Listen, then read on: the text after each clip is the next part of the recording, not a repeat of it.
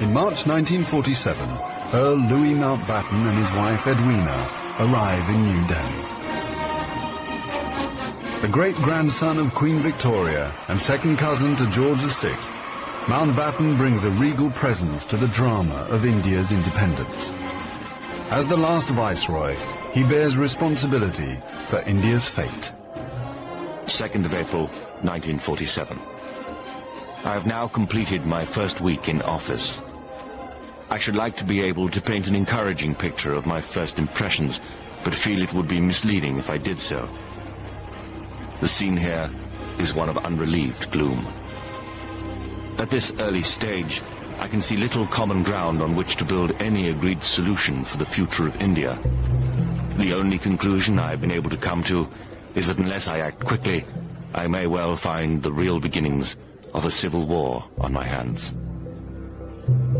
By May, attempts to create a unified India have failed.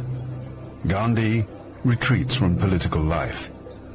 Muhammad Ali Jinnah, leader of the Muslim League, and Jawaharlal Nehru of the Indian National Congress concede to divide India. Fearing a total loss of control, Mountbatten brings forward the transfer of power to August.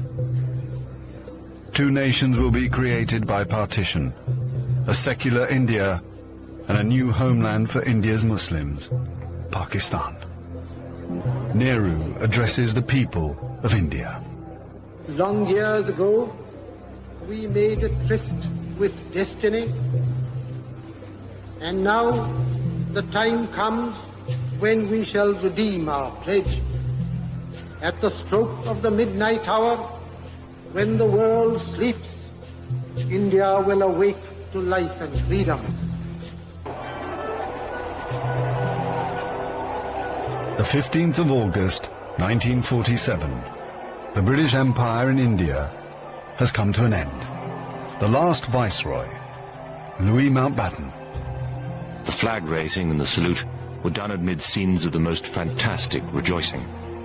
And as the flag broke, a brilliant rainbow appeared in the sky, which was taken by the crowd as a good omen.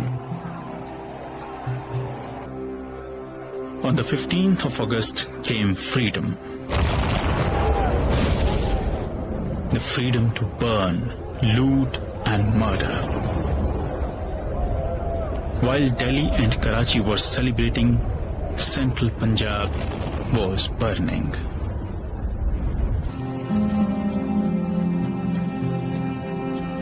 Between August 1947 and March 1948, 4.5 million Hindus and Sikhs are forced to migrate from Pakistan to India. 6 million Muslims must move in the opposite direction. Britons and Indians witness the bloodshed. Shahid Ahmed. It is a battleground. People have gone mad. Trains to Pakistan are being looted and occupants slaughtered. We all knew that carnage was in the offing. So did Mountbatten. The British Empire, which tried to build India over centuries, can never live down this great tragedy. Lieutenant Colonel Hubert Boyd Hudson. The sight from the air was awe-inspiring. In this chaos, millions of refugees were struggling to get to India or Pakistan. Thousands of others were doing their best to prevent them, murdering them by the hundred. But death is nothing. There are things more terrible than death.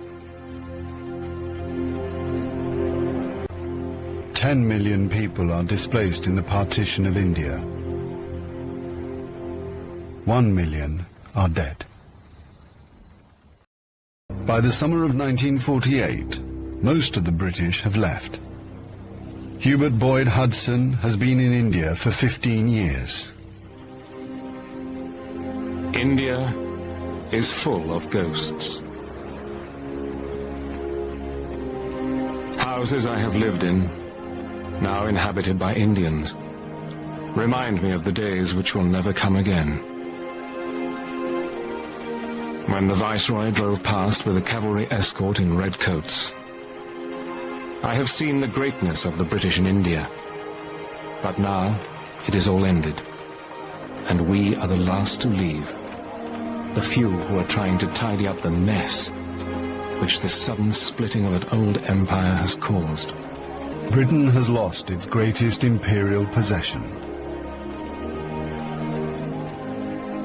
Mahatma Gandhi once said that if India became free, the rest of the empire would follow. In the next 10 years, the fire of India's independence will spread around the globe, from the Middle East to Africa.